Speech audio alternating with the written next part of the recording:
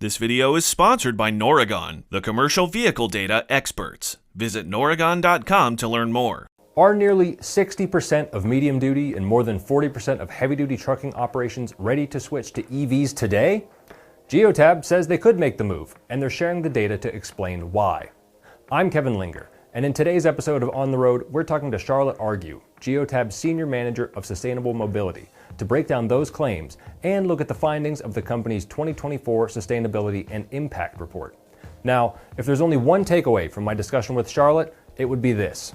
So yeah, I don't think new technology should be scary. I also think that there's a lot of opportunity to find savings today and really see sustainability as a win-win for the organization. Well said.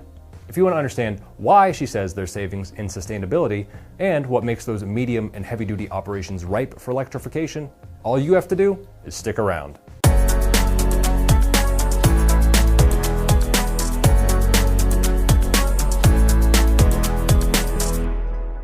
Charlotte, thanks for joining us today on the road. And we really want to talk about sustainable efforts from Geotab's newer report looking at 2024 activity. So with evolving emissions rules in heavy-duty trucking, how important is it for fleets to still align with ESG targets, and what operational or financial benefits can they realistically expect from doing so? Yeah, it's a great question because there's been a lot of talk about, these evolving regulations and what that means in terms of efficiency and sustainability. What we've seen is I don't think that ESG and sustainability activities with fleets have ever been exclusively driven by regulation. So there's a lot of other motivators that have been driving at least our customers in improving efficiency and meeting sustainability targets. So some of those motivators includes, this is what their customers are asking for. Maybe they're thinking about it from the perspective of future-proofing their operations because they have long-term visions on where the industry is going. Oftentimes there's value in terms of employee retention. So some, employees are looking for the companies that they work for to have more meaningful work. So yeah, I would say generally speaking, ESG and sustainability practices in the fleet industry as a whole is, still something that is being pursued, and it's really more about good business practices. What we really highlighted in the report that we released this year, but as you say, it was looking at the 2024 activities, is highlighting the pragmatic aspect of taking sustainability actions. So this is what we mean by pragmatic is looking at, not just looking at the long-term kind of lofty goals for an organization, but looking at how fleets are really taking that down to the practical application and where they're really focused and where they're really seeing the most success. It makes a lot of sense. It's where they're also seeing that financial or economic benefit. So this means, a lot of the efficiency activities that they might do has other benefits like fleet optimization or reducing fuel, which is a big cost factor for those fleets. So finding those win-wins is certainly the direction that we're seeing the industry go. So for the fleets that are already working on these efforts, what types of fleets saw the most success with your EV suitability assessment tool last year? And how are those results being applied in ongoing electrification efforts?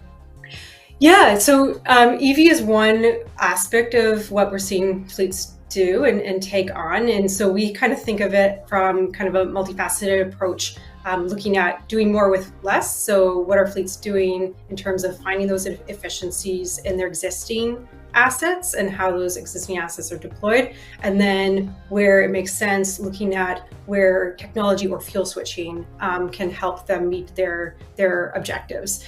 For our EV suitability assessment, it's really about getting the right technology in the right application.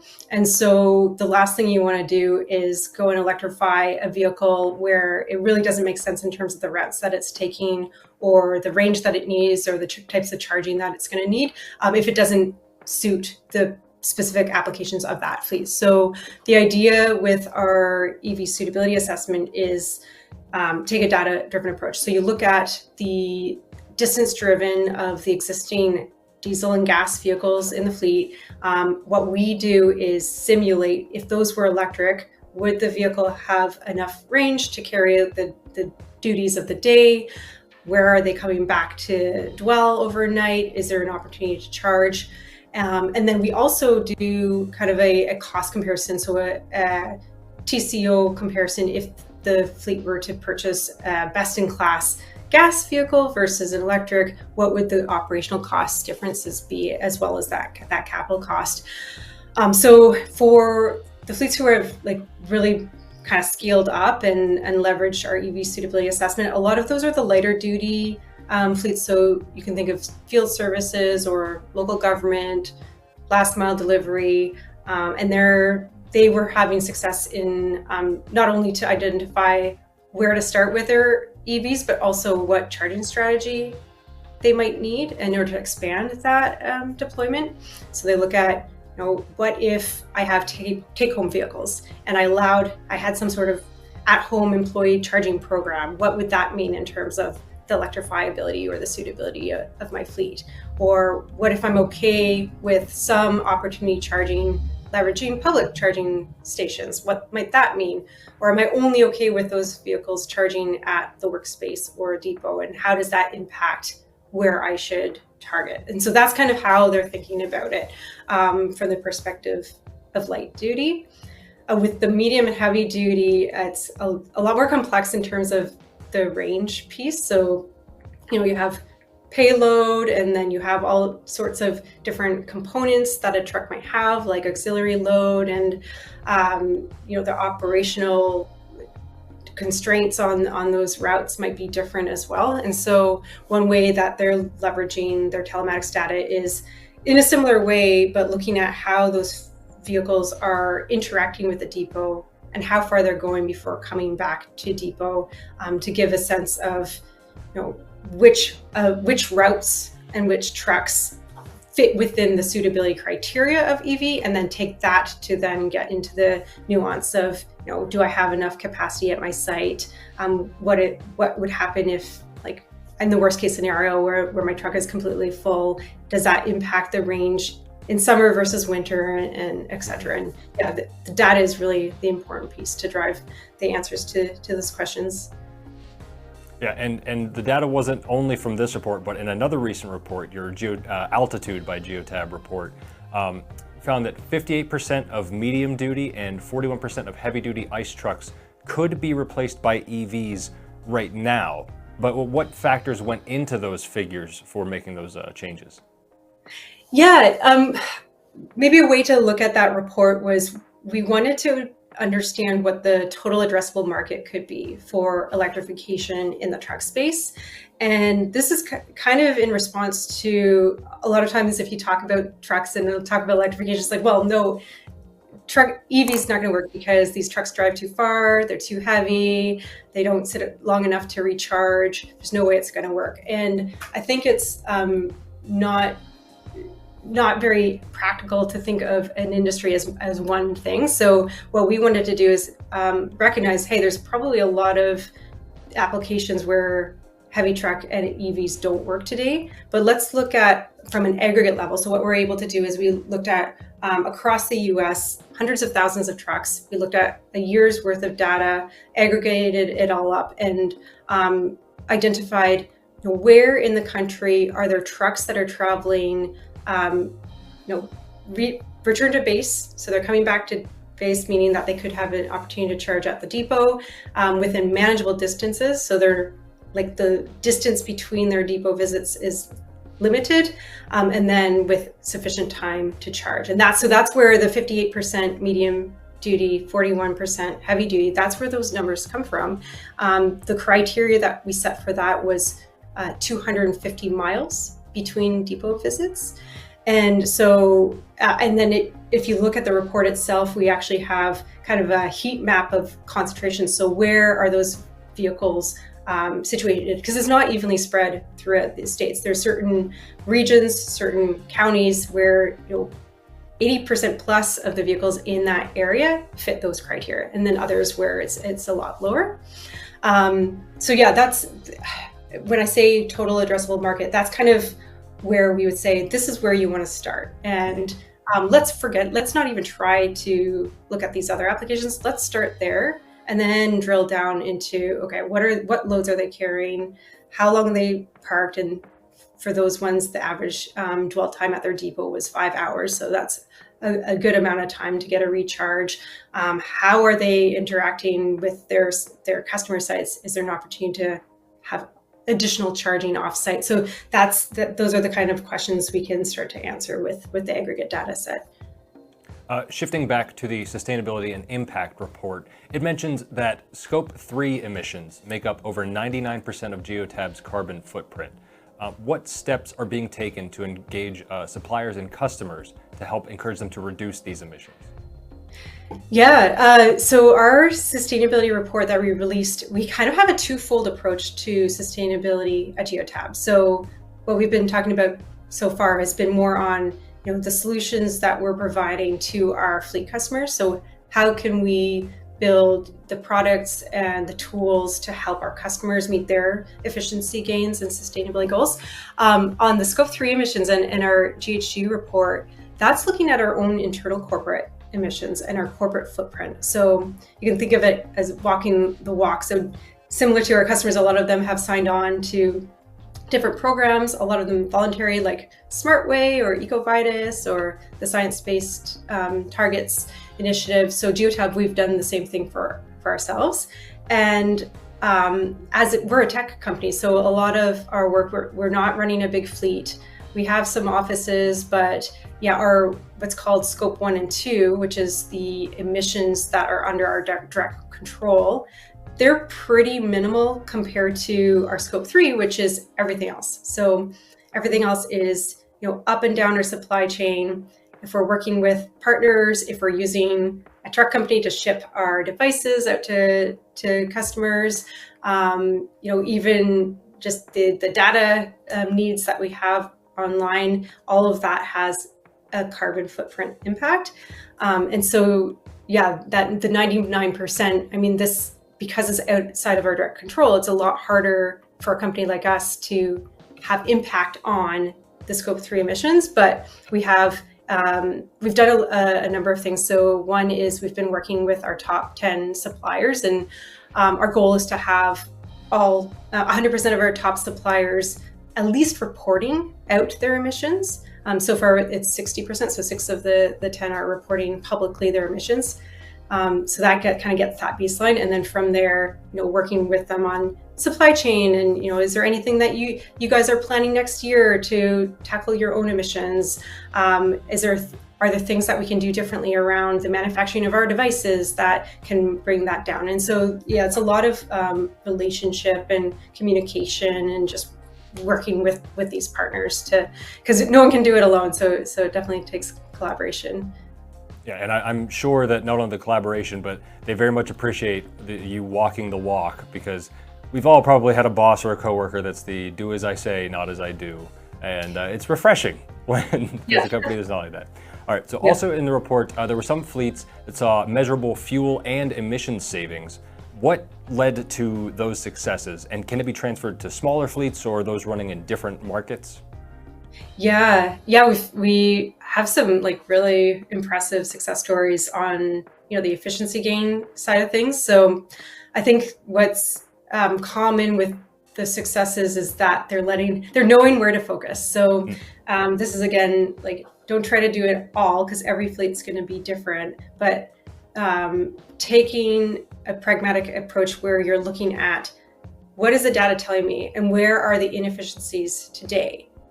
So one example of a fleet having pretty good success is California Freight, and so they were leveraging telematics. They didn't really approach it from a sustainability lens. They were just looking at, well, where's our costs and where's our fuel going? And they discovered through their reporting that they were actually spending about $100,000 a month on wasted fuel from idling. And so they didn't even know that this was such a big deal, and putting a price to it. So it's not just about the emissions waste, but it's costing them on their bottom line. And so what they were able to do is they were very targeted in investing in a driver training program and APUs for their sleeper trucks. So they kind of tackled it from two sides. One, they brought in an anti-idling policy. They brought in some training and some guidance and ongoing reporting back to their drivers. But they also tackled the issue with the sleeper trucks, where there was a reason why these drivers were idling. They had the engine on because they needed that to keep warm, or they were working on their computers or whatnot. And so bringing in the auxiliary power units helped alleviate that. And so really, really quickly, they went from $100,000 spend per month down to 41,000 per month. So almost a 60% reduction. And yeah, and I think that since then, they released those findings a few months ago. And since then, I think they've found even more savings. So just huge opportunity there. Similar company, DB Regio, it's a bus company in Germany. They also had some idling issues. They did that, but then they brought in route optimization, and they brought EVs where it made sense, and they brought in a new maintenance program, and had in-cab driver training. And so they were tackling kind of the areas that they identified, and they've seen savings of hundreds of thousands of dollars as well. So yeah, your question around how applicable is this to small fleets, I think small fleets have more constraints around them because they don't have as much capital. They have limitations in terms of how much risk they can take on. But I would say kind of the approach is similar. So it's really, really important to just target where it makes most sense, where you're going to get an ROI, and really look at, for small fleets, any fleet can bring in an anti-idling program, or any fleet can bring in some sort of driver training. Smaller fleets are going to have a procurement cycle with vehicles that are due for replacement. So whenever that happens, they can use that opportunity to then identify, is there an alternative fuel that will work in its place, and just build that as part of their procurement cycle. So yeah, I think small fleets do have additional challenges, but I think there's still a lot of opportunity for them to kind of find those win-wins within their organization and operations. Yeah, and I think that even if you can't follow the playbook exactly, seeing and backing it up with data a 60% drop in idling fuel usage and cost should at least encourage you to take a look, because clearly there's something there. Exactly. Year over year, Geotab has seen a 63% increase of EVs on the platform, and that is now up to more than 700 million miles driven across those vehicles. So what operational trends stood out in that mountain of data? Yeah, so several things. One is we're starting to see customers who electrify go from a couple of vehicles for pilots to really scaling their deployments. So we're seeing a shift from a lot of fleets with one or two EVs to those fleets with EVs starting to scale the number of EVs within their operation. So that's telling us they're seeing success in where they're deployed today, because otherwise they're not going to be increasing that number. The other interesting things from the data is we're seeing EVs around the world, including in cold climates, including in places where there was earlier kind of interpretation or uncertainty about whether or not that technology would work. And we're seeing, EVs work everywhere. One thing that we're supporting those fleets in terms of building their confidence is we have been able to model how different factors impact real world range. So we can take things like temperature, whether it's cold temperature or really hot, both of those have an impact on your range. And so we can model out what that means in terms of your day-to-day trips, or how much range you have remaining based on the operating conditions you have. And so that increases, the opportunity to optimize the vehicles and be more confident in how they're being deployed. One interesting thing that we kind of started seeing is that these EVs tend to be underutilized. And if you think about kind of the value that electric vehicles bring to fleets, it's really around displacing diesel to electric miles, because you're saving the costs, you're saving the emissions. That's where the win-win is. And what we're seeing is a lot of the vehicles are being deployed and put into lower usage duty cycles or shorter routes. So that's telling us like the confidence isn't quite there yet, and there's room to improve and really maximize on the ROI of these assets. So one way to think about this is, these fleets, they've purchased a vehicle, and most of the money in that vehicle is in the battery. And so the more of that battery pack you use, the better you're going to get in terms of the ROI. But we're seeing when those vehicles are actually being charged, 34% for the heavy duty electric vehicles, 34% are being charged before the battery drops below 70%. So that means that top third of the battery is being used, but they're not getting down, and the majority is before it drops below 50%.